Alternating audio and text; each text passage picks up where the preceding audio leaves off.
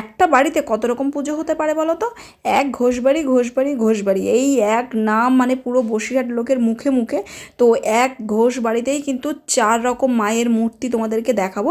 আগের ভিডিওতে আমি 2 রকম মায়ের মূর্তি দেখিয়েছি, যারা দেখোনি তারা কিন্তু অবশ্যই চ্যানেলে ভিজিট করে দেখে নিতে পারো।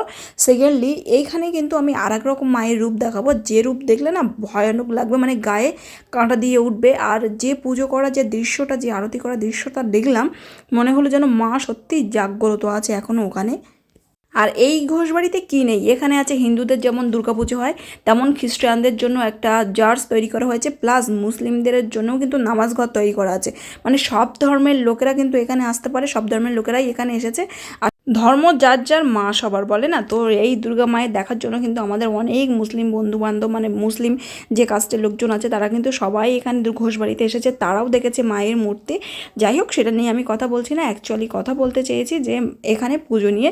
এখানে কিন্তু আগের বছর হয়েছিল 300 বছর পুরানো, 500 বছর পুরানো যে মূর্তিগুলো হয়েছে সেসবগুলোও দেখিয়েছিল, কিন্তু এবার একটা নিউ লুক নিয়ে চলে এসেছে। আগের ভিডিওতে আমি দুটো দেখিয়েছি, যেটা মিশরের যে মূর্তিগুলো হয় সেরকমই মূর্তি তৈরি করা হয়েছে। আর এখানে যে ঠাকুর বাড়ির জমিদারের যে দালান বাড়ির যে পুজোগুলো হয় না, এখানে সেইগুলোও দেখানো হয়েছে। আজকে এই ভিডিওতে আমি সেটাই দেখাবো। আর এই ঘোষবাড়ি প্রায় 200-250 বিঘা জমি নিয়েই মনে হচ্ছে তৈরি, আমি ঠিক অতটা জানি না, যেটুকু আমার শোনা আছে। আর এখানে কিন্তু প্রচুর অ্যাক্টিভিটিস আছে, তোমরা যে কোনো কিছু অ্যাক্টিভিটিস করতে পারো এখানে এসে। আর ভীষণ বড় একটা মেলা, নাগরদোলা থেকে শুরু করে সব কিছু এখানে আছে।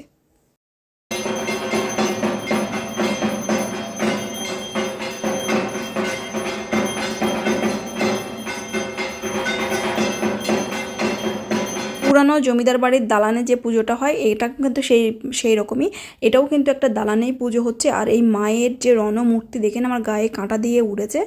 আর এর যে শাঁখ বাজানোর দৃশ্য ছিল, আমি সেটা সত্যি ক্যাপচার করতে পারিনি, না দেখাতে পারলে খুশি হতাম। নেক্সট ভিডিওতে কিন্তু আরও একটা মায়ের মূর্তি তোমাদেরকে দেখাবো।